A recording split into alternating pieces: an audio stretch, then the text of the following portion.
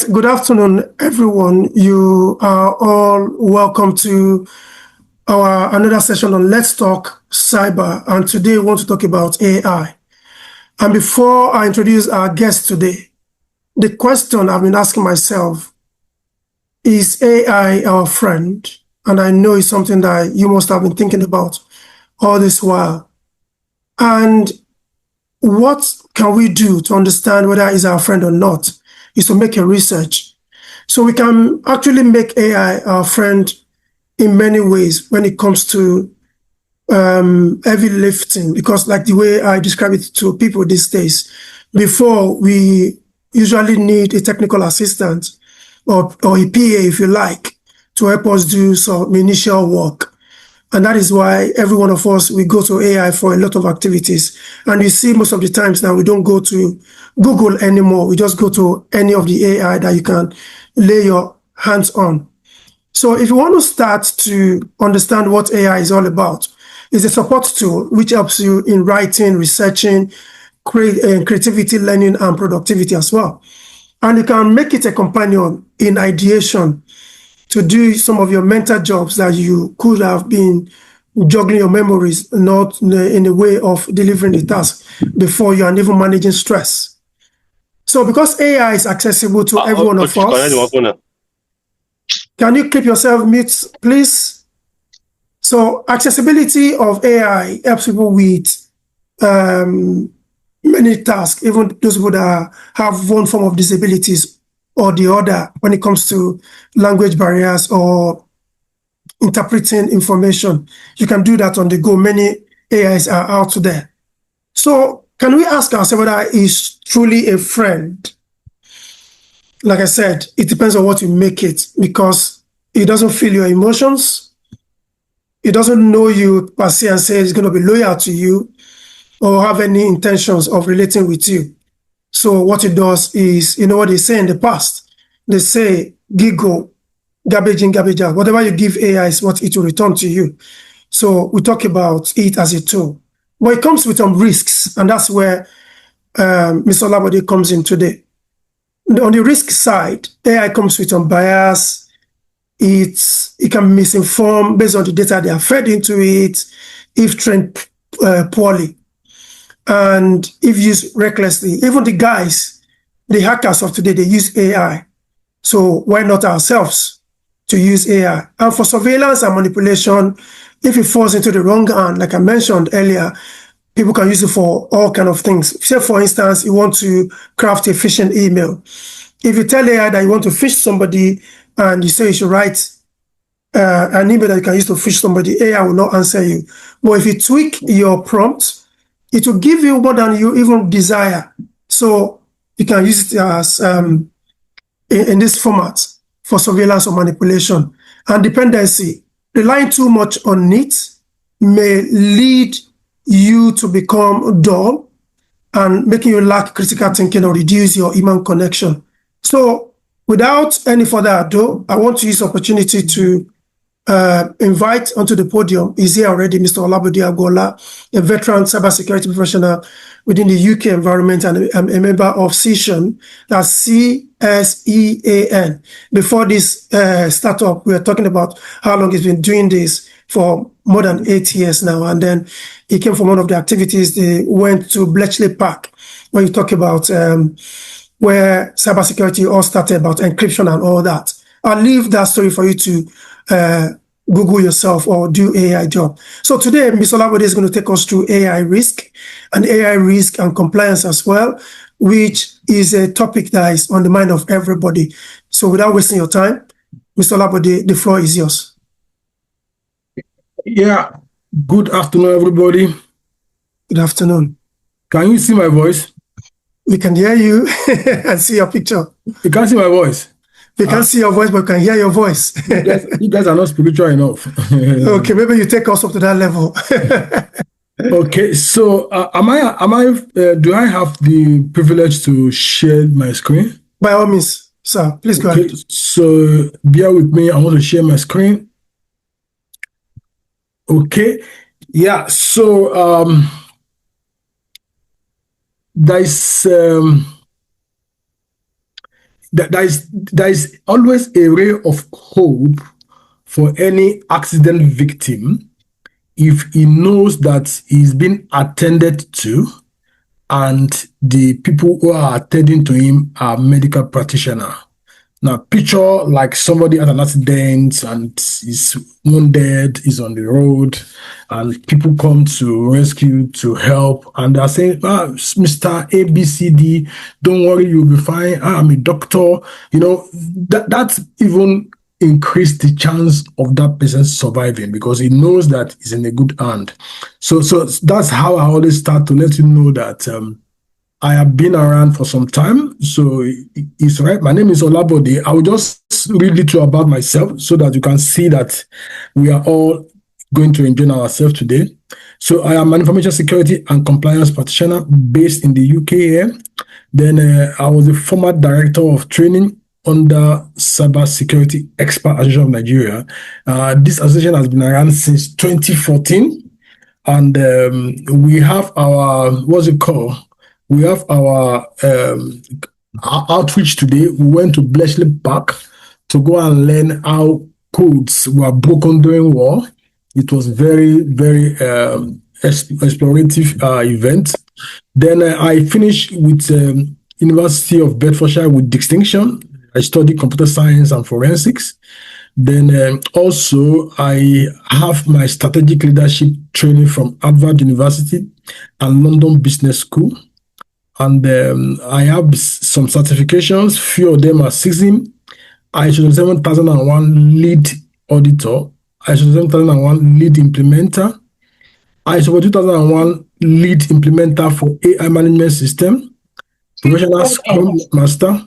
So please, can we unmute ourselves, please, if you don't mind? Yeah.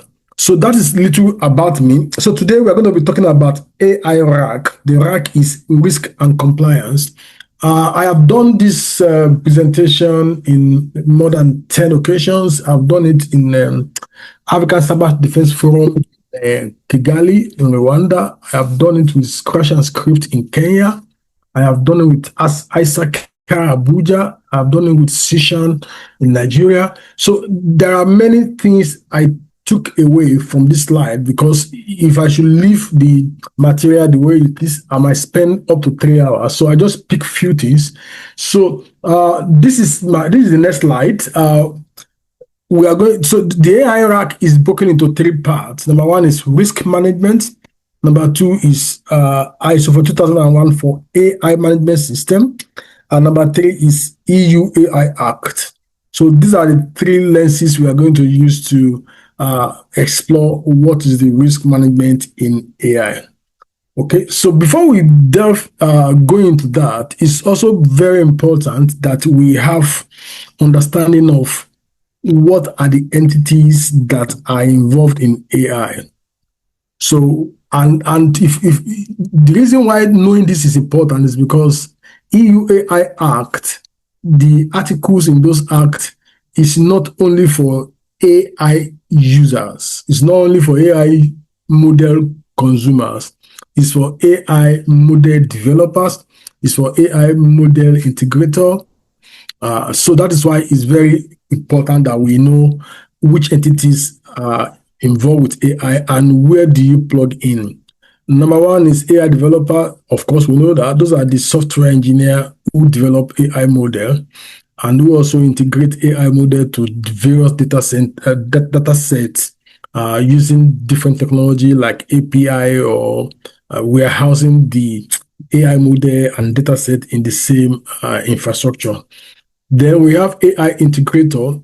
This is a professional or entity tasked with seamlessly integrating AI technologies into an organization system, process, or product. Then all of us here, one way or the other, we have used AI before. In fact, online Google search now is now AI enabled. Google search has advanced more than the way it was 3 years ago. I don't know whether many of you have noticed it. The Google search that we all know, search engine, behaves like AI now. Yeah, so then all of us, whether directly or indirectly, whether we know or we don't know, we have used AI before. So that's where we have AI users, okay? Then we also have we also have data provider. So this AI is basically this is not 100% correct, but for the purpose of explanation, let me just say it now. AI is basically two things in one: the model, which is the software itself, and the data set that the software visits to get response to the prompt we give. So some are into getting or generating or managing the data set that AI model communicate with to look for responses to prompts that user give at the prompt. Then we have regulator, for instance, EU, European Union have regulations for AI, and they are trying to ensure that the AI model is developed to function reasonably. All of us know that in Nigeria there is a peculiar thing about different types in Nigeria, different tribes. For instance, I will talk about Yoruba because I'm Yoruba. Yoruba, it is there is this assumption about Yoruba being educated, okay? And there are some other tribe of Nigeria that are not given to education. So if AI is asked that which tribe is the most illiterate tribe in Nigeria, if AI could respond, that AI is not acting responsibly. And if you raise a kind of a concern, the regulators who manage AI reasonability can actually confirm and take action. So AI must be responsible. For instance, everybody knows that Nigeria is given a bad name. Nigerians generally, anywhere we go, they look at us as if we are very fraudulent, all of us. So if you ask AI who is the most fraudulent and the most scammers in West Africa and it's in Nigeria, that AI is prone to be shut down because that AI has profiled Nigeria wrongly. So this is what is called AI being very responsible. Okay, and that is what most of the articles in the EU AI Act focus on, and there are a lot of other things as well, but majorly that's what they focus on. Then we have AI ethic advocates. So these are the people who are into advocacy, trying to ensure that the way some AI model is responding to some prompt can lead to a kind of a social scoring or social profiling. So these are the basic set of people or set of entities that are involved with AI. So before I move to the next slide, okay, let me do it this way. If you've got questions, just note it down. And when we are done, then we can look at those questions. So I'm going to skip the next slide. So I'm going to move to the next slide. So do we need to talk about AI at all? I mean, is it necessary? Why the stress? Why are we here? It is necessary because the AI is projected to have 35.7% compound annual growth rate. So from this 37.7%, let's even look at the figure. 141 billion US dollars was what the market size of AI is in 2023. In 2024, it is $204.6 billion. Then in 2030, it's going to grow to $1.33 trillion. So with this kind of money, and me, I love money so much, I think it's worth it for us to discuss AI. Some of you, your employment is in this figure. Some of you, the business you want to do is in this figure. So you are actually in the right place and you are learning the right thing. And I'm happy that you decided to join this call. Okay, so then let's look at other very interesting statistics. AI could add a staggering 25.6 trillion to the world economy in 2030. Sorry. This was said in 2023, but the time that we could experience this kind of fund injection into AI market should be 2030. So AI could add $25.6 trillion. That is huge, man. Yes, then in 2023, the global AI market size was close to 208 billion. By 2030, the market size is expected to reach 2 trillion. Okay, so let's look at the Goldman Sachs statistics. He said 2/3 of jobs could be partially automated by AI, but many of these jobs will be complemented by AI, not substituted by it. So to me, this is a good news. We have been hearing this conspiracy theory, this apprehension that AI will replace job. I don't think so. But AI we ensure continuity of some job roles if those on those jobs are AI literate. So if AI is going to make some jobs to be sustained, if AI is going to make people to get better jobs, it is those who have plugged into AI and they have developed one literacy or the other from the AI. Yeah, so that is my perception, that is my belief, and that is what I think other people believe as well. Now let's look at, as Africa, what is ISO for? Okay, so I will talk about ISO 42001 later, but let me first of all give you a brief of what it is. ISO roll out standard, some people call it framework, annually, not annually, regularly. Okay, and some standard are upgraded to form another higher standard. For instance, ISO 27001 is for information security management system. The one that I learned was the one that was released in 2013. But today we have another one that was released in 2022. So that means the same ISO 7001 has been worked on, improved upon, and that new version is called ISO 27001 2022 version. So what I'm trying to say is that ISO is in the business of either updating the existing standard. When I say ISO, I mean the organization called ISO. They are in the business of updating the existing standard or releasing new one. So this ISO 42001 is freshly released, and it is for management system for AI. It is for AI management system. So we are going to look at how is this related to African economy. I need to talk about it because I don't know who is on this call. I don't know whether a business guy is on this call. I don't know whether a tech guy is on this call. I don't know whether the job applicants are on this call. So I need to let you also know that if you are a tech guy and you are thinking of developing AI solutions, this is what you need to focus on. Now, it enhances ISO 42001 enhances AI governance and compliance. That is to say, the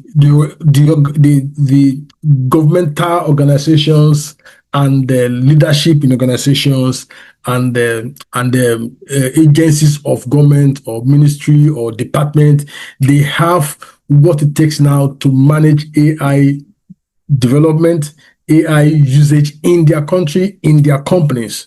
So because this standard cut across different use cases. Okay, then it's also built trust and market credibility.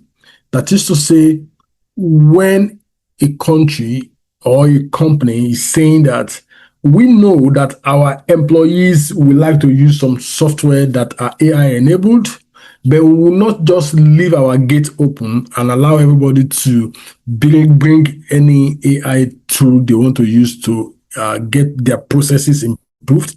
We have to ensure that we guide the way these AI are deployed. So market is stabilized from that standpoint. When, for instance, if I'm a customer and I want to award contracts to a company, and I ask the company, do you people use AI? I say yes. Do you have AI governance? Yes. Do you people do some background check before any AI is deployed? Say yes. If another customer says no, I will go with that customer that says yes. Okay, so that's what is called market credibility. Then they facilitate international trade and investment. Then number 4 gives competitive edge in AI-driven industry. So, like I just said now, if organizations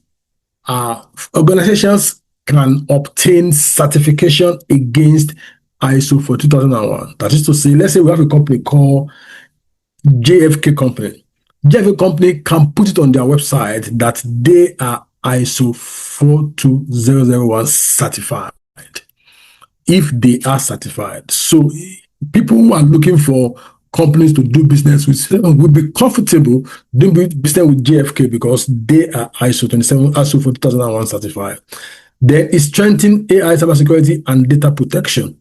Number 6 increases AI business scalability and long-term growth. So these are the few benefits of AI for Africa. I chose Africa because I think, if I'm not wrong, that all the people on this call are from Nigeria or from African country. If somebody is on this call is not from Africa, my apologies. I'm not stereotyping. I just think that's the where the audience come from. So let's look at the latest AI security statistics. That is to say, the security AI related security issues. Number 1, more than 95% of respondents to a survey believe that content through large language model makes detecting phishing attempt more challenging. Previously, before now, when there is a phishing email, the quality of the English in that email gives away hints about if that email is a phishing or not, because most of these cyber crooks don't take time to construct good English. Now, with the existence of large language model like ChatGPT or whatever, the hacker are now able to craft their sentences very well in Polish English, Queen's English. So those some tools are built to detect phishing by examining the quality or correctness of tenses in those English. So those tools now can't do that again because the content of a phishing email is now very, very, very, very professional. So number 2, today, enterprise block 18.5% of all AI transactions. That is huge. That is, there are some transactions that are AI generated that are not human. So enterprise blocks such transaction because they look suspicious. And this is about a kind of 577% increase from April to January in 2024. So for a total of more than 2.6 billion block transactions. That is to say, the rise in the statistics is very huge. Number 3, 98% of companies surveyed view some of their AI model as vital to the business success, and 77% have experienced breaches in their AI system over the past year. So this is both positive and negative. 90% of companies that were surveyed view some of the AI model as vital for the business success, while 77% of those same organizations, they have experienced breaches. Or I think breaches should be is too harsh. They have experienced events, cybersecurity related events, because events and breaches are not the same. Events are attempts to breach, and breaches are the successful attempts. So they're not the same thing. Then the next one, 61% of IT leaders acknowledge shadow AI, solutions that are not officially known or under the control of the IT department as problem within the organization. Yeah, this is happening in almost all organizations. Organizations do what is called AI adoption, formal AI adoption, to say that we in the cybersecurity, we have done review, technical and non-technical review of some AI model, and we have approved that AI A, B, C, D, E, F are the ones that should be used in our network. But some people still use some AI that were not approved because they run on the browser. Organizations have not blocked them, probably because they know it comes with benefit and it comes with risk. So 61% of organizations says yes, all these AI that are not approved, that are still in use, we call them shadow AI. 61% of those people that were surveyed said yes, people use it in our organization. Then researchers reviewed the extensive use of AI in modern business, noting that average of 1,689 AI model actively used by companies. This has made AI security a top priority, with 94% of IT leaders dedicating funds to safeguard their AI in 2024. I have not seen the organization now who is serious, who does not include AI security in their budget. Either AI security as a tool to secure their sensitive data, or as AI or a budget to ensure that they are not being breached by those who want to attack them leveraging AI capability. Okay, then why 99% of companies have data protected solution in place? 70% of cybersecurity leaders admit they still have sensitive data breached, leaked, or exposed via the use of AI. In fact, one of the most cybersecurity related issue with AI usage is that's data loss. Organizations lose data a lot. I watched a video of a guy who cannot plug an external hard drive on his official laptop, who cannot send email to himself. In fact, Gmail, Yahoo Mail will not open on the company's browser.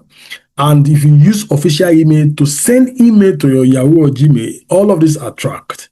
But this guy is able to steal companies' document by using AI. What it does was that he log on to his personal AI, personal ChatGPT account on official laptop, and he uploaded some documents and asked AI to review the document.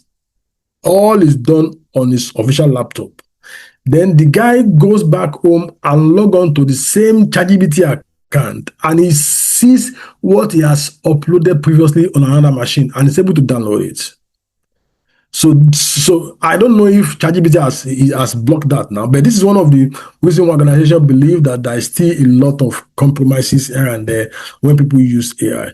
Okay, so I will jump to the last one because of no time. 52% of data experts in the survey cite the possibility of AI attack via threat actors, and 57% report an increase in AI-driven attack in the last year. So, yeah, 2024, 57% of companies that were surveyed believe that 57% that attack that they experience now are orchestrated by AI tools. Because as we use AI for legitimate reasons, people on the other side to use AI for malicious intent. So, and this is being felt now by organizations, and we need to see how we play a part as individual to help our organization secure our digital, our sensitive data in any way. So, if you are here, you are thinking of transitioning to cybersecurity, or you are thinking of transitioning to different track in cybersecurity, you might want to think of a kind of training that is AI related and is for protection of sensitive data. You remember that I have been talking about sensitive data since. Let me ask you a question. Why is it that what organization protect is sensitive data? Why? We want to try, we want to help answer the question.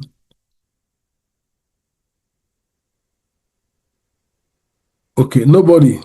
Wow. Okay, so sensitive data is the most critical thing the organization want to protect.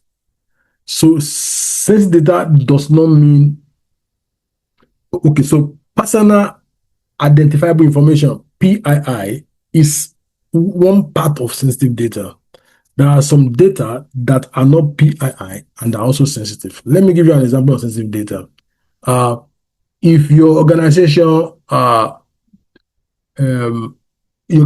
needs to pay for services to remain in business, and they have identified like 10 of their employees who can just purchase those services online and pay with the organization credit card. So these credit cards are in the hands of these few staff who make the purchases probably for the raw material they want to use, or probably they are into delivery, they buy somewhere and sell somewhere. So do you think this debit card number, do you think it's a sensitive information? Even if we don't talk, I would say yes, and you all agree, yes. So these are the things that organizations protect, and that's why they call it sensitive data. So our names, our email, our addresses, our phone numbers, our racial background, all of these are sensitive data, but they are also called personal identifiable information, PII. Okay, so let's look at AI usage or AI use cases in cybersecurity. So we have AI models, or we have some software that are AI enabled. So most of the tools I listed there, some of them are not full-fledged AI, but they have their functionality, and AI is built to also work to deliver the basic task that the software is designed to do. So let's look at Sentinel-1 Singularity. It's a SIM and SOC tool. SIM means Security Information and Event Management. SOC means Security Operating Center. So the usage is that provide real-time threat detection and deep analytics, enhancing security operations with automation and machine learning capability. Then we have IBM Security QRadar. It's also a SIM and SOC. Then we also have Microsoft Sentinel, a cloud-native SIM that uses built-in AI to analyze large volume of data across an enterprise, provide intelligence, security analytics, and threat intelligence. We have Google Chronicle. It's also a SIM SOC tool. Then we have Rapid7. Inside Rapid7 has been for long, but now it is now AI enabled. Combine SIM's endpoint detection and response capability to detect and respond to incidents. Leverage users' behavioral analytics. Trellis Enterprise Security Manager is also a SIM and SOC tool, offers advanced threat detection and response capability, integrating with various security tools to provide comprehensive security management. And the list go on. So I guess I'm going to share this slide with the facilitator, and he's free to also share with our audience so that they can have a copy if they want. Yeah. So because of time, because I've spoken for almost 30 minutes now, and I still have a lot to cover. So I will just jump to the last slide of AI usage in cybersecurity so that I can buy time. Then we have Offensive GPT. It's a risk management and forensic tool, an AI chatbot designed to for red team and ethical hacking, simulating attack to identify vulnerabilities, usually for pen testers. Okay, that's fine. Then we have Beam Fusion SIMs. It's also a SIM and SOC tool. It provides advanced analytics, threat hunting, and incident response, enhancing security operations with machine learning. Then we have Splunk Enterprise Security. It's also a SIM and SOC tool. Offers analytic-driven SIM capability, providing real-time monitoring, advanced threat detection, and incident response. Then we have Cortex XCM. It's a SOC tool, incident management tool combined together. It's an AI-driven platform that automates security operations, enhances threat detection and response with machine intelligence. We have Vectra AI platform. It's also a SOC and incident management tool. We have SOC GPT. It's also a SOC and incident management. Then we have Microsoft Security Copilot. It's a SOC SOC and incident management. Most of people will be wondering, yes, I'm going to talk about enterprise AI and personal AI. Enterprise AI means that AI model is deployed to localize data set. That is to say, there are so many repositories where data resides. In Excel spreadsheet, in every folder, in every organization, there are data there that AI can use to respond to prompt. in email that we have sent, that we have received, that we have in our Microsoft Exchange servers, whether it is a native or is a cloud. There are a lot of data in those emails that AI model can go into and get response to your prompt. Then we have what's it called now? SharePoint.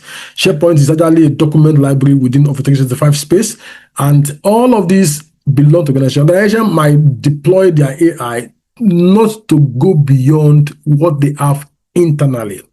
So that is when you will see the power of Copilot. It will be sure, even that there are a lot of logs that happens on our routers, on our firewalls, on our servers, a lot of logs. You can also deploy Copilot to look into those logs and begin to support you when it comes to incident management. So all of this is why most of you might have used Copilot and started to talk, and on Copilot you might say, "What's the name of the Donald Trump's wife?" And he answer you, and you think that's what Copilot is meant. I'm sorry, Copilot can do way beyond that. Then we have Pentest GPT, which is risk management and forensic, an AI chatbot that assists in penetration testing and vulnerability assessment, automating security testing process. Okay, so this is the last slide for the AI usage in cybersecurity. I've spoken about offensive GPT, and I've spoken about Gigamon encryption. Now I'm going to talk about Sumo Logic Cloud SIEMs. It's also a SOC and SIEM tool. It's a cloud native SIEMs that offer real-time security analytics, log management, and compliance reporting. We have Preclude SIEMs, collect and centralize security information, providing real data alert and forensic reporting to manage IT security. Then we have Datrix AI Assistant.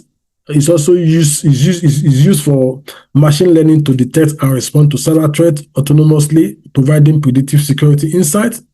We have Manage Engine Log 360, AI integrated solutions that combine SIEMs and log management, offering real-time monitoring and threat detection. We have Know Before Fisher.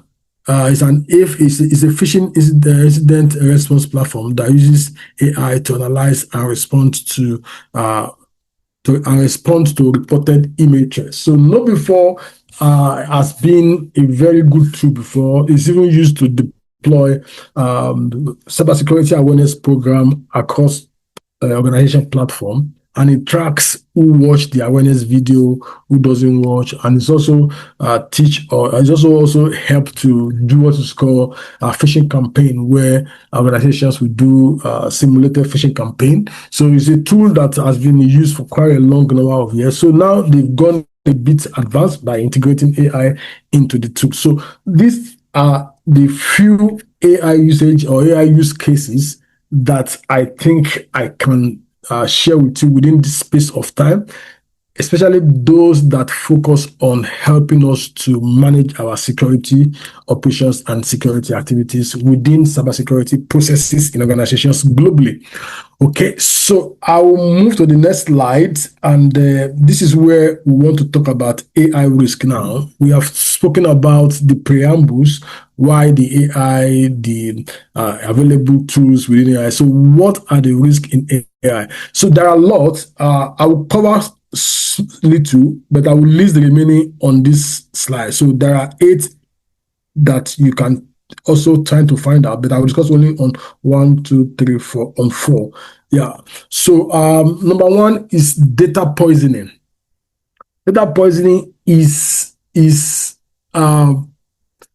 do you know that if 200 people keep chatting with a generative AI and keep sharing their thoughts on particular thing, and they know that it is wrong, if ChatGPT is not designed to confirm, because the beauty of AI is that they learn. Learn means they don't, what they know keep increasing. Let me put that way. What AI, the knowledge repository of AI model is not static. It keep increasing. So now, when malicious user has a way to influence the repository data set of AI by injecting data that are not correct. That's what's called data poisoning. Let's look at a real example. In 2016, Microsoft AI chatbot, which was called Tay, I don't know whether that Tay is still in existence, was manipulated by malicious user, generating harmful content, forcing its shutdown, highlighting generative AI vulnerability to malicious input. So the early versions of AI are prone to such vulnerability where a malicious user can just supply some data that are incorrect, and AI will give you response with those wrong data with some degree of assurance that is correct. I will give you an example of what happened. It has been corrected now. I was preparing for a presentation in August last year, and I asked ChatGPT that it should give me the name of the what is the control in Annex A.5.7 of ISO 27001. Okay, if you are not familiar with ISO, I'm sorry. ISO has list of security controls, and they put those lists in a section of the document called Annex. That section, there are some pages that are dedicated as Annex pages on ISO. And on those pages, the list about 93 controls are there based on the recent ISO, which is based on the recent ISO 27001, which was released in 2022, sorry. But prior to 2022, there was ISO that was released in 2013. That one has 114 controls. So previous version of ISO 27001 has 114 controls, and the recent one has 93 controls. And the way these controls ID are formatted are different. For 2023, you will have A.5.1.1. So there are 3 dots. So that means you have 4 single character. A is 1 character, dot 5, 2 character, dot 3, for instance, 3 character, and dot 4, that's 4 character, separated by 3 dots. But the one for 2022 version is 3 character separated by 2 dots. A.5.1. So now I asked ChatGPT to tell me what is in A.5.7. ChatGPT went to give me the answer, which is A.5.7.1, which is from the 2013 version, not the latest one. And I asked ChatGPT, please base your response to 2022 version. It still gave me the wrong information. So it means that all this AI too, they make a lot of mistakes. And some of the mistakes are by design, mistakenly by design. Some are by data poisoning. So how do we mitigate data poisoning? Implement robust data validation and cleaning processes. Use secure data source and ensure data integrity. Conduct adversarial testing to identify vulnerabilities. Monitor model performance and retain with clean data. So that is to say, organizations that manage ChatGPT or generative AI should have a data validation process in place to be sure that for any data set that is increased or that has been updated, the new update that is coming into data set should be validated before it is made to be used by the model, so that there won't be any successful data poisoning. Number 2 is prompt injection. So prompt injection exploits vulnerabilities in AI model by manipulating input prompt to produce unintended output. Do you know that most generative AI, they have their own compiler? That is to say, if you write a program, let's say you use C# to write a program, or you use VB from the Visual Studio, and you have you can, or let's say you even write a kind of Python code, or you have a Java code, you need a compiler to execute this code. Some of the generative AI can execute the code for you. So some malicious user can generate code that when the model execute the code, the code will actually distort the functionality of that model. So when that happens, that's what is called prompt injection. That is to say, the model is designed to help you check if your code is correct, to run it and say, yes, this code will run to not generate any runtime error, for instance. But people can also craft code that it's like when you put razor blade inside akara and say, can you help me test if this akara is sweet? And the guy collect the akara from you and bite the akara, whereas the razor blade cut his mouth. That is exactly what I'm trying to say. So the prompt injection means the prompt that's supposed to give generative AI insight into what you want. That prompt has code that can affect the model itself. Real-time example. The GPT-3 based Twitter bot was compromised through a prompt injection. So what is the mitigation? Limit the length and complexity of user prompt, implement input validation and sanitization. So if you ask ChatGPT, why am I saying ChatGPT? I think that's the only one. If you ask generative AI some sensitive question, for instance, if you ask generative AI now to say between Jesus and Muhammad, who is the true person that God sent to human race, it will not answer you. Because the model is designed to validate prompt and be sure that that prompt, the answer to it will not become malicious or will not become compromised. Okay, then use secure coding practice to prevent injection attack. Then regulate, update, and patch AI system. Okay, so patch means that you don't, as a developer, you don't develop any AI and go to sleep. You have to keep updating it, and that is why the whole world is now clamoring from quantum computer, because the volume of data that AI conventional computer processor cannot handle it.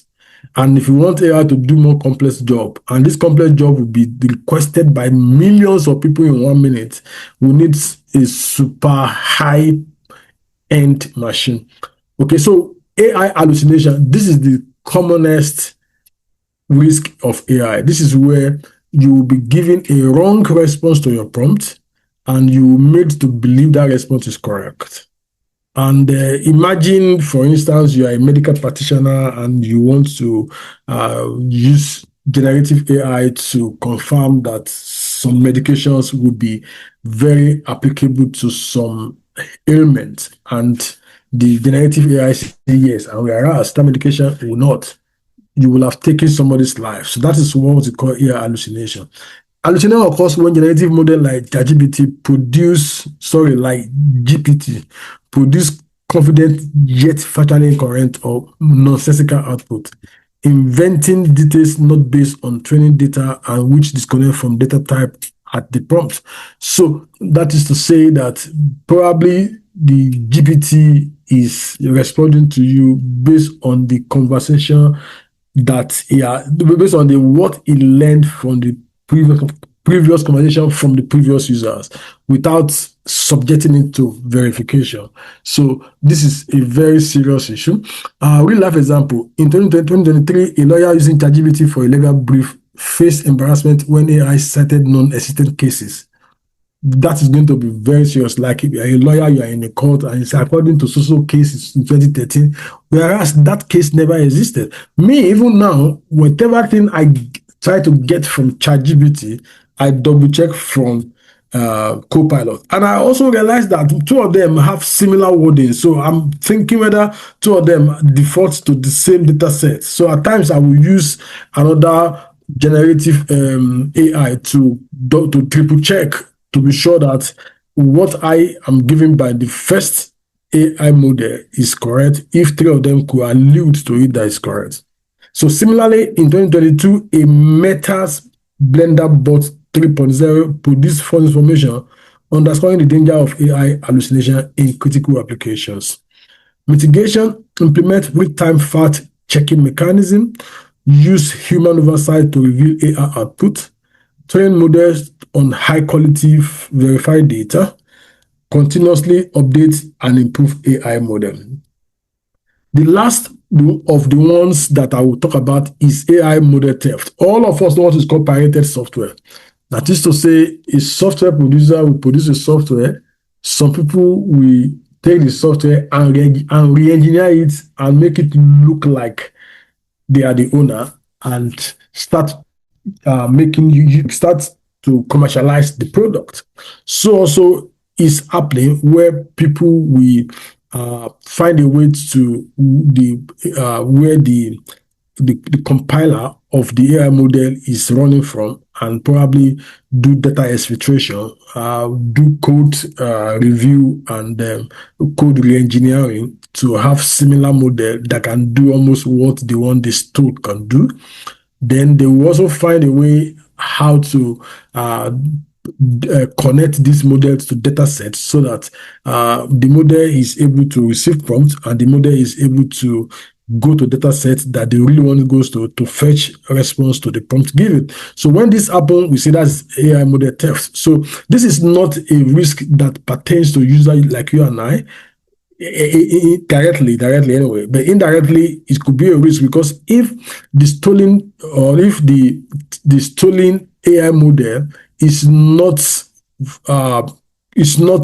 getting its response from the correct data set, user might also suffer hallucination. I mean, responses to user who use such stolen AI model might have some hallucination in it because the real one has a real data set it connects to, and the stolen one does not have the data set it connects to. Example, in 2022, researchers showcased AI model theft by extracting a proprietary model from Microsoft Azure platform, achieving 99% accuracy using crafted queries. So this incident exposed vulnerability in cloud-based AI, highlighting the need for stronger security measures against model extraction attack. So mitigation, use encryption and access control to protect the model. So wherever the infrastructure that the model is running from should be protected and should be encrypted. Encrypted means that traffic to that model should not be plain text, so that even if attacker is trying to exfiltrate, it will not be able to, it will exfiltrate, but it will not exfiltrate the real code that it can re-engineer or manipulate. They implement watermark techniques to identify stolen models, regularly audit and monitor model usage, use secured deployment and deployment practices. And that brings us to the end of the AI risk. So we're going to look at, so these are I've spoken about data poisoning, I spoke about prompt rejection, I spoke about hallucination and model theft. I didn't speak about model inversion. I didn't speak about AI sandbox inadequacy and malicious code execution. But you can also try to find some literature yourself and learn it because this class is more than 2 hours class because the first time I deliver this class, I have up to 40 slides. I have to trim down to ensure that it comes to this size, and at the same time, we are able to learn something very important. Sorry, a minute. Let me just take a cup of water, if you don't mind. Is that okay? Okay. Yeah. So compliance. There are for now there are 2 frameworks for AI. One is NIST AI risk framework. Another one is ISO for 2001. But NIST and ISO have been leading the market for some time. But ISO is preferred because ISO is certificatable. Individual can do ISO training and become certified. You on this call now, you can do the training and become ISO for 2001 certified lead implementer or lead auditor. Organization can call auditors, say, we have done all that ISO say we should do. Sorry, we have done all that ISO for 2001 says we should do. Auditor, KPMG, auditor, Deloitte, auditors, Pricewaterhouse, auditor everywhere. Come and audit us, and if you find us to have complied to the requirement of ISO 42001 issue law certification. So this is possible. That is why ISO 42001 is preferred mostly by professionals to NIST AI risk management framework. But if you want organizations who think that NIST can offer more security controls, they try to implement the two. They implement the ISO for certification purposes, and they implement the risk framework for AI for security purposes. So the choice belongs to you. So now I just try to summarize basic 9 domains of all the controls in ISO for 2001. So number 1 is that develop AI topic specific. Okay, so ISO for 2001 has about 40 something controls, if I remember, and they are all distributed within 9 control objectives. So these are the control objectives. I don't have that luxury of time to show you the entire controls in ISO 4001. So I'll just speak on the objective. So this 9 objective now, there are some controls under each one of them. So in total, we have the entire number of controls in ISO for 2001. So number 1 control objective is develop AI topic specific policies. That is to an organization who has identified that usage of AI is very important to their business, or who have identified that they need to integrate AI into their business solutions. Then they have to have in place AI topic specific policies. These policies are of different types, and the implementer is very trained to know how to help organizations develop this policy. Number 2 objective is implement AI security resource that is true. That is to say, where I spoke to a friend who works in an organization and said that their company has what is called AI risk management governance. AI risk committee. AI risk committee. So, the way things work is this. There are standard softwares that come with your laptop as an employee of a company. When they give you a laptop, there is MS Word, there is Excel, there is PowerPoint, there is basic thing based on your role, based on what you are employed for. But there are cases where you need some other software that are not pre-installed on your laptop. So you need to do a request to the IT. Say, Mr. IT, I need a software that is not installed. I'm an accountant. I need to use one accounting software. IT will get the software downloaded. They will do all the security check to be sure that software is okay, and IT will help you install on the laptop. But it's no longer the case now.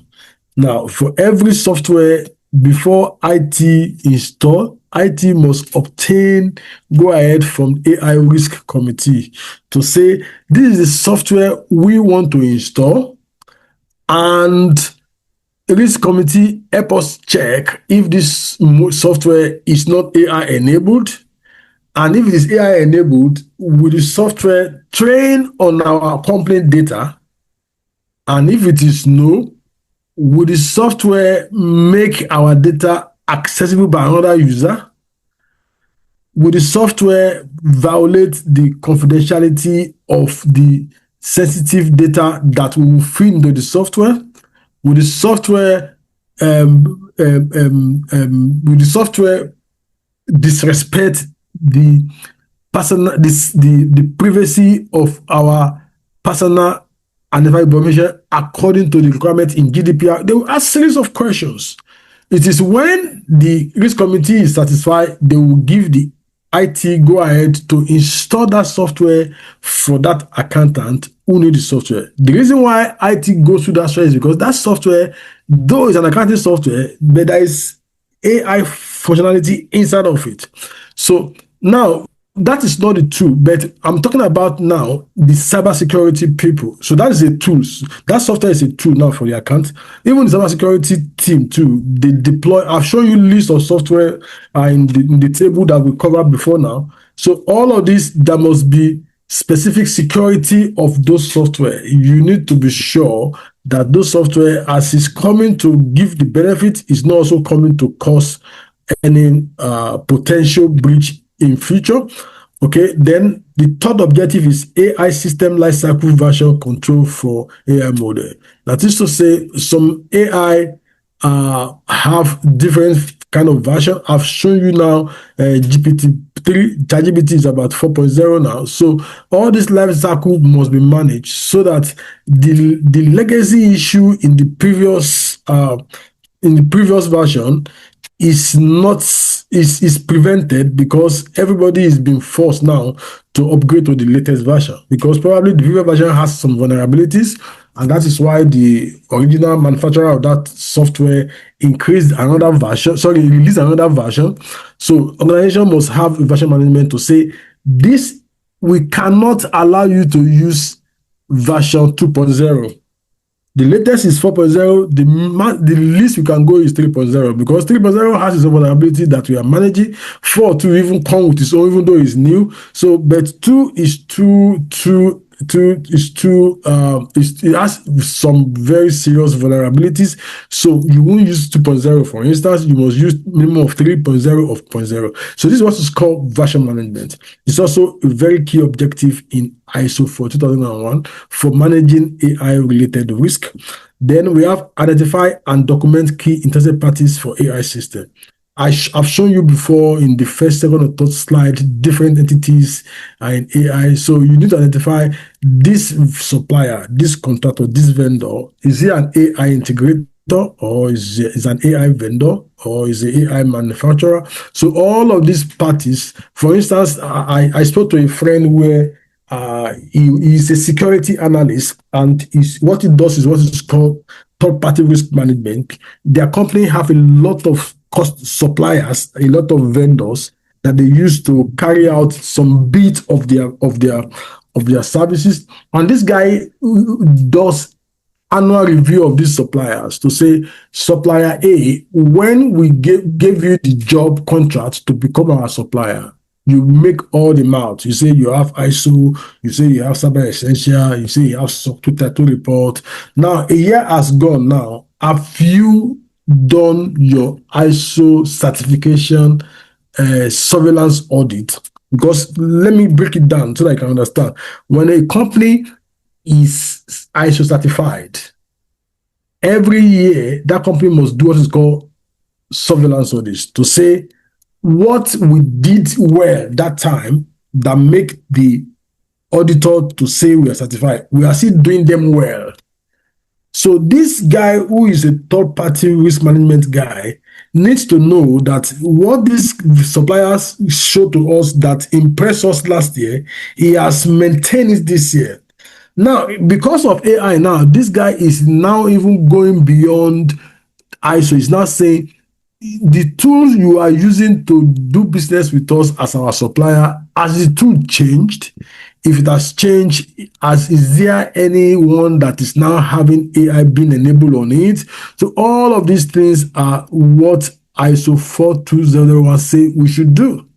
Then the next one is internal organization, define clear AI roles and responsibilities. Number 6, conduct pre-deployment AI impact risk assessment. So now, when a new AI model is to be deployed, you need to conduct impact assessment of the AI to say that what are the risks that this AI is likely to encounter, what is the data privacy requirement that this AI is likely not to comply to. So all of this must be done and documented and confirmed even before you go to the AI risk committee. Risk committee are top guys. They don't have time to be doing AI impact risk assessment, but the input they will use to determine approval of the AI model you are requesting for, some of them are their AI risk impact assessment to say, okay, we are the AI risk committee, we are directors, we are VPs, we are CISO. We know that social person want to use social software and is AI enabled. We will say yes to the software. But first of all, can we ask you, have you done your AI impact and risk assessment? So if you say no, they will say, okay, we meet every two months. So go back and do your impact assessment 2 months ago. Then that guy will talk to the account guy, say, Mr. Accountant, sorry, the IT guy do not have approval from the risk committee, but in 2 months' time we'll present the case. So this is how it operates in organizations, and they are on top of ensuring that they manage the risk related to AI. Number 8, use of AI system define acceptable use policy. The last one, third-party customer relation. I've discussed about that. That is to say, any vendor that is going to be dealing with. Let me give you an example of what can make you understand what I mean by this last one. Okay, okay, yeah. I check yesterday I checked God is Good software, and I can see that I can book flight on God is Good. You can book your transport and you can book flight. God is Good does not have any aeroplane, but some airline, they have appointed God is Good as their supplier or as their vendor. That is, among people who want to search your company's website to book for bus, some of them might want to book for flight. So if in case, then collect their data, send it to us, we will book it, and everything will be as if it's done on God is Good platform.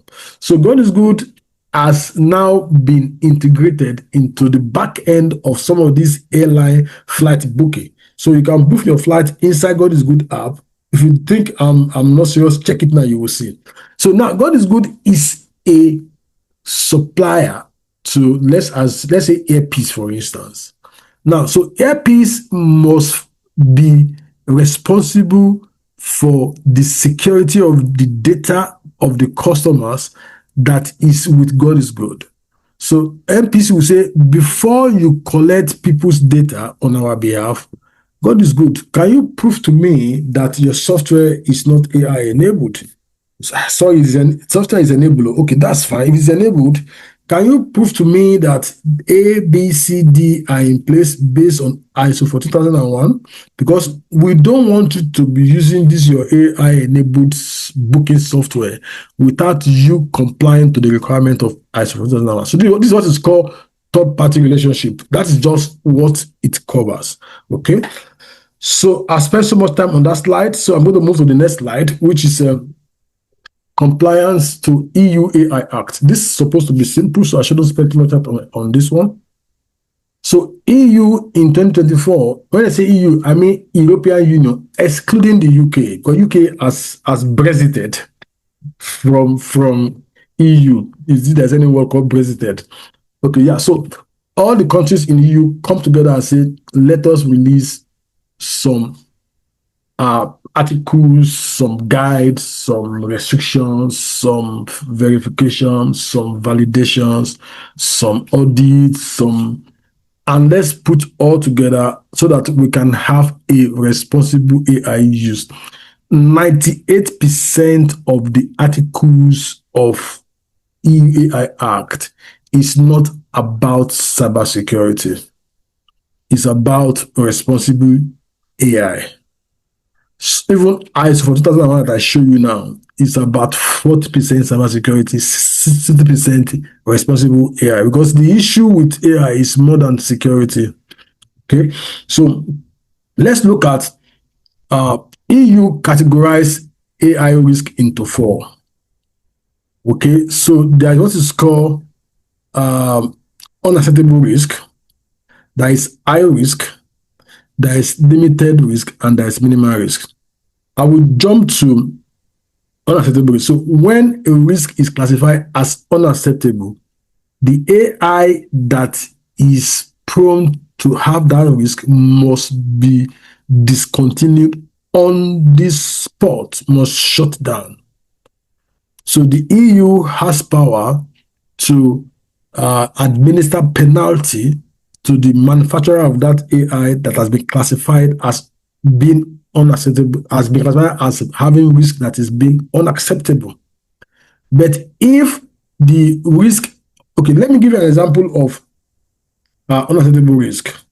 When AI does what is called social scoring, that is to say, AI is able to score people based on attitude or based on gender or based on race. Or imagine AI is responding to somebody's prompt and say that the most promiscuous people in Nigeria are from one state in Niger Delta, for instance. That is an unacceptable risk. So this is not cybersecurity related risk. This is about being unfair. This is about not being responsible. So we need to clarify that all these EU AI Act, they focus more on the social issues than cybersecurity. Okay, so I'm going to move to the next slide. Limited or minimal AI risk. Limited or minimal AI risk that pose low risk to user and the public require minimum regulatory oversight and compliance measures. Then privacy and GDPR aligned data protection. So let's look at this thing. Let's look at the last bullet point. A high risk AI system, when your AI model has been classified as high risk AI model, that model must be registered in an EU database before deployment.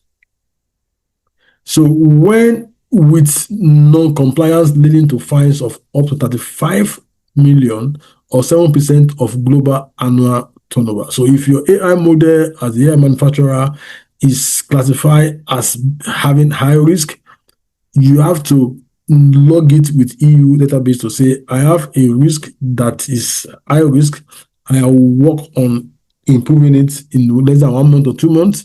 But if you launch that model without registering it, and people in Europe, even if you are based in America, or if I'm based in Canada, once your model is used in European Union, you will pay that fine, or else they can shut down your AI not to work in Europe.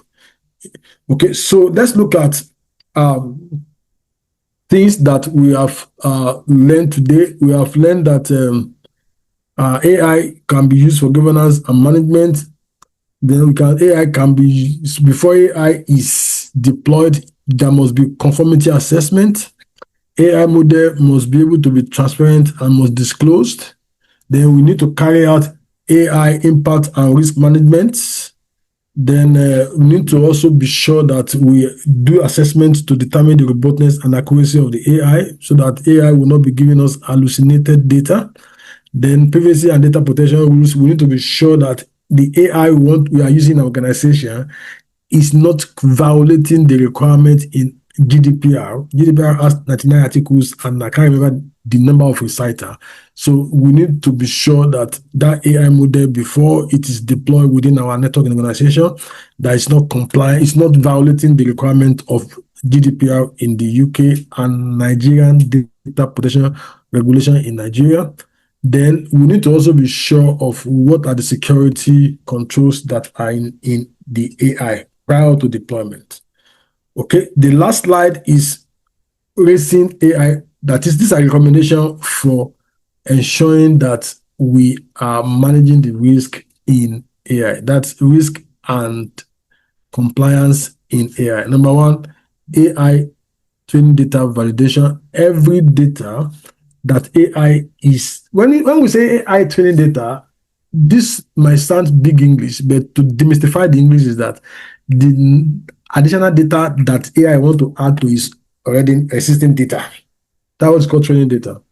AI prompt anomaly detection, that is to say, we should be sure that any AI we want to deploy is free of any anomaly. Then sensitive data encryption. When AI prompts, which is the input interface for the user, when it's trying to send data from the prompt to a model, which is at the back end, and that data is sent to the back end, is sensitive data, those data, are they encrypted before they are sent, or they are sent as plain text? Because if the traffic between the front end and the back end is intercepted by hacker, when hacker intercept a data, they will see plain text or encrypted data. When they see encrypted data, that data is useless to them. When they see plain text data, they become useful. They use confidence scoring to gauge AI output. That is to say, AI should have some inbuilt self inbuilt self control or inbuilt self validation to say that for every how many of you know that when you give a prompt on generative AI, when you respond to it, give you options to confirm if you are satisfied or not. So AI should be able to track this data and be able to determine if that kind of response is receiving positive response so that it can keep doing the same thing. And if it's receiving negative response, it should be able to find what could be the better response if similar prompt is given in future. That's what is called use confidence scoring. Then embed unique invisible watermarks to prevent model theft. Develop policies related to AI. Then do AI impact assessment. Then generate what is called acceptable use policy. Organizations should roll out acceptable use policy to say, if you must use AI on our official laptop in our network, A, B, C, D, E, F, G, H are the things you should use AI for. So that's what is called acceptable use policy. Then conformity assessment, that is to say, if your organization is aiming, is gunning, is thinking, or is projecting to obtain ISO for 2001 certification, they should also be able to carry out conformity assessment to say there are 43 controls in ISO 42001. Which one of them are we conforming to? Which one of them are we not conforming to? Here, I did not use comply, I use conform. And I need to tell you why. When it comes to conducting audits to be sure an organization is doing well with respect to this ISO standard that they have implemented, the language that is used is called conformity, not compliant. But when we are discussing publicly generally, we can say this company complied to ISO for 2001, this company complied to. But when it comes to what happens during the audit, auditor will come up with two things. One, non-conformity. Two, conformity. When they are carrying out audit against any ISO standard. Then documentation and record keeping. And that comes to the end of our slides. So, yeah, thank you very much for listening. If you have questions, please ask. And I think God will give me wisdom to answer your question by God's grace. Thank you very much for listening to us. And we are happy to have you around. Wow, thank you very much. This is fully loaded in terms of content of the materials that you shared with us today. Thank you for also giving us that opportunity to go through the extra part of the materials. I know my people really enjoyed your presentation because they've been pouring in questions. So I would like to start with some of the questions. I don't want to do summary of what you have said because I cannot do it better than yourself. So, but I know if you are late, well, you catch up on the recording that we're going to post out later. The first question came from the name Mutolib. He said, what criteria should we be looking out for when deciding on which AI products to buy as an organization? Yeah, that question is huge because I will just help you think what I think you are thinking of. Okay, so what I think you are thinking of is you have, for instance, 4 AI models, and you know those 4 can deliver what you want AI to do, but you want to be guided on which ones to select with respect to responsible and use of AI, and the one that will not expose you to risk. If that's the question, yes. So like I said, you need to do what is called AI data impact assessment. Some AI model, they have released some SLA, service level agreement they have also released some governance document to say that we have millions of customers, for instance, and we can't be answering people's questions one by one. But we have thought of what people can ask about the security of the AI and about how AI is managing the risk. So we review these documents and make a decision whether you use our product or not. Let me give you an example. ChatGPT, ChatGPT, more than 1.6 billion people use ChatGPT every day. So imagine company A, company C, company up to 3 million, 4 million companies send me to ChatGPT. Can you prove that data are encrypted from the input space, which is the prompt, to the backend where the model is running from? They will be overwhelmed. So they have also released some assurance documents that you can review on their website and decide if all the controls they put in place to manage the risk are satisfied by you or not. Or if this AI model is not that, there's one AI called Bytable. I spoke to a friend whose colleague want to use Bytable, and Bytable have their email on their website, and this cybersecurity guy sent a questionnaire to Bytable about 46 questions and say, answer this question. And Bytable responded, and based on that, he was able to decide whether he would deploy Bytable or another model that functions as Bytable. So my answer is ensure you carry out your own risk assessment, review the documentation that specify what are the security provisions in the AI, or if the AI manufacturer can be contacted, generate some. You can go to, let me tell you how cybersecurity compliance guy generates questions for vendor. They use what is called English to transform the content of a standard to question. For instance, if a control 8.5.6 says that there must be security policy, that's the control. If you want to ask question from the vendor, you ask, does your organization have security policy? You see that the standard is saying it this different way. I am asking my supplier differently. So that means that I am using standard-based questionnaire. As if my questionnaire is based on ISO, for instance, or is based on, for instance. So you need to do all of those things to obtain assurance from the manufacturer before you deploy the software. Please, can you confirm that I have answered your question? I think you have answered the question, and I'll just await confirmation from him. But whilst we are waiting, we go to the next question. The questioner asks, what is the basic difference between a SIM and SOC tool in the summary? Okay. Okay, let me explain. Mr. Said, you want to explain that? No, you on the floor. Have a go, sir. Let me explain. SIM means security, information, and event management. Okay, so a lot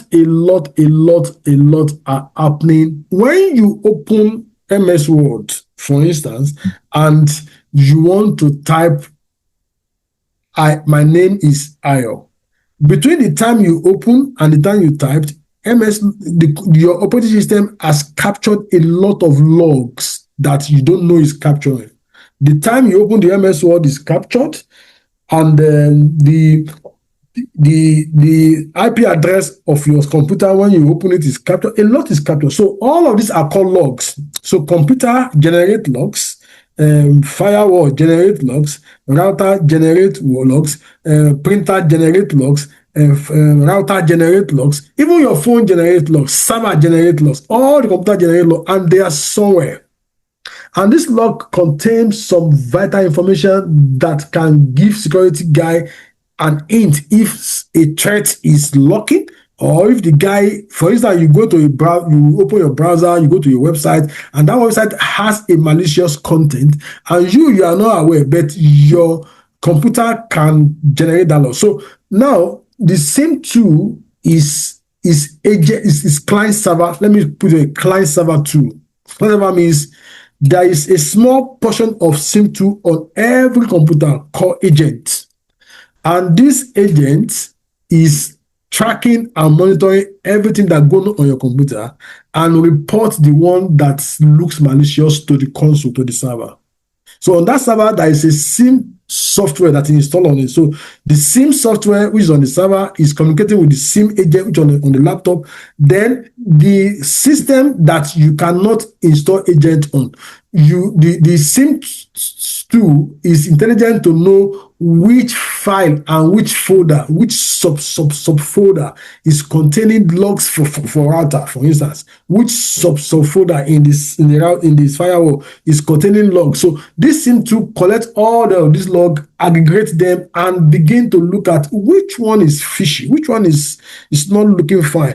And it start to generate a kind of alert. Some alert could be very not correct. That what is called false positive. I don't want to go into too technicality, but that is what SIM to do.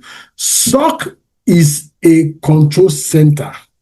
Is a situation room where there are a lot of people who have visibility into SIMs software and able to see what is going on and what can we do to ensure we respond so quickly. So SOC is a center where they look at what SIMs is generating and look at what threat is coming from which side, which threat it has high impact, which one has no impact, which one should we respond to first, which one should we respond to later. So that's just the so SOC is the center. That's why the C there, Security Operations Center. Now SIM is an operation of analyzing logs of activities going on in every endpoint and begin to track which one is important. And so the software that does that is called SIM2.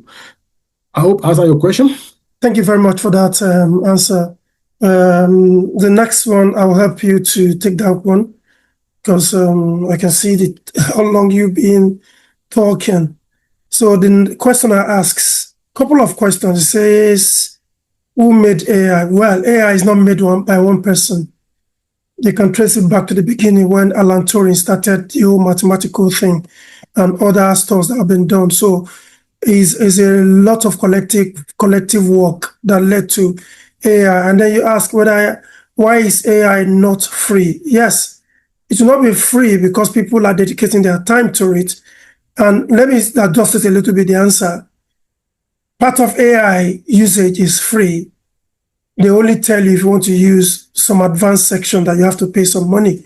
So open AI, which is ChatGPT, you can use the free version, even Copilot, which a lot of us use, unless you want to go into the business area. So that is why they're asking you to pay. I hope that answers your question because they are giving you value. Anything that brings value, it translates into money. So therefore, whatever they're asking you, it's worth it. Imagine how much you pay to watch Netflix. You pay every month, even for other streaming service providers. Then the next question, are there control suggestions you can recommend to address risk associated with the use of Gen AI in an organization? I think you've addressed this. The person that asked that question is coming back now. I'm just readmitting him. I think you've addressed a lot of this question in what you've stated, like the racing that you mentioned, and as well as the list of risk that you talked about earlier on. I want to believe that answers the question of the questioner, but if not, Mutoli, let us know. We are talking about, are there control suggestions you can recommend to address risk associated with the use of Gen AI in an organization? Our guest speaker mentioned ISO 42001, which has more than 42 controls in it, control families that you can consult to get more information. Then another one from, I think this is a contribution, if I'm right. This is from KB. Data poisoning, in my view, is found possible and common with community notes that is meant to verify and invalidate information. Sorry, let me quickly correct something. ISO 42001 has 38 controls. Is that ISO 42 you said? Or? Yes. 38 38. countries. Okay, you said 38. Okay.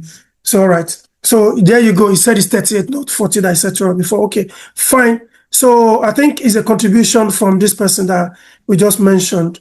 I don't understand when somebody asks, can AI get software? Yeah, they have their own software that you can download, that you can play with on your phone or your computer. I think another question that Sunny KB asked is, should we not be looking at NDPR 2019 and NDPA 2023 as against GDPR when it comes to AI regulations? Or is it a case of those two regulations not being up to date or robust? This is because I look at its applicability in the Nigerian context. Over to you, sir. Okay, yeah. So that question is, I am very familiar with NDPR released by NITDA in 2019 May. Yeah. And I'm also familiar with Nigerian Data Protection Data Protection Act, which is managed by the Commission under the leadership of Mr. Tunji. So two of them are not AI related regulations. In fact, the NDPR is a regulation and NDP is an act. Two of them legally they are not the same. The regulation and act are enforceable, but don't let me go into technicality of the law because I'm not a lawyer. But what I'm trying to say is that two of them are not AI control instruments, but the two of them recognize that there is what is called data controller, data processor, and data subject. You and I are data subject. So our data that goes into the AI must be protected by the data processor. The person that we give our data to is the processor.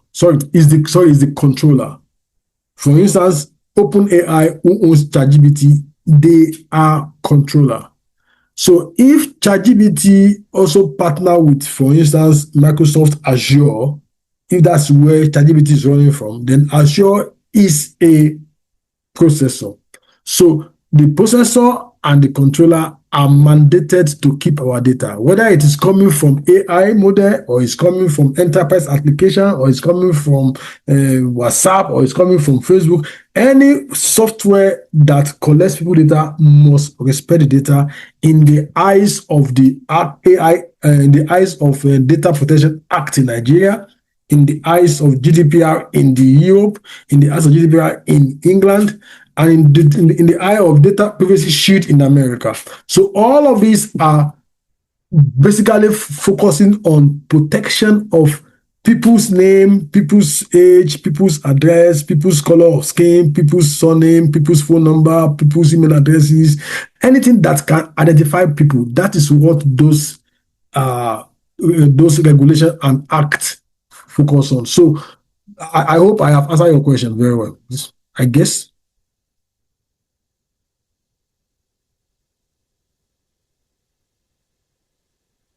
We wait for response. Okay, he said yes. Okay, cool. He has answered as yes.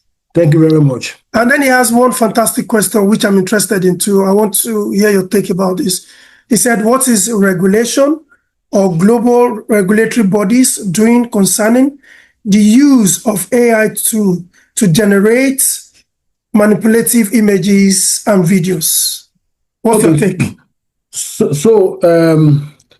There is no any act now that forbids manipulative data. The only thing is that is the data manipulation, does it pose threat to your life as person? If yes, you can let me see, you can raise a complaint, and that complaint will be, so that means that it is the user who manipulate the data, not the model. So what I'm trying to say is that if the AI is used in a way that it poses threat to mental health of citizen if the AI model it poses a kind of suicidal thought in the mind of people, then that is when regulatory body will come to survey the situation. But when people do what is called deepfake by using your picture and using a different statement and use AI to generate a video that says that I said this, whereas I didn't say so. To me, that is individual. Anybody that shared that content is the one that might face the music, not the owner of the AI model. So if you do that video and you create crack joke between you and your children and it doesn't go to the public domain, fine. But if the video is trending, the person who is being targeted in that video has the right to press the litigation against the person that generates and share the video. So you need to understand the fact that while protecting technology, they want to be sure they are not killing it as well. Because if they put a blanket article in any of the regulation or any of the act, it will kill the invention of the technology and will not even be available to even use it for beneficial purposes. So I guess that answers your question. Yeah, thank you very much. You answered the question. I just wanted to add more to what you have said.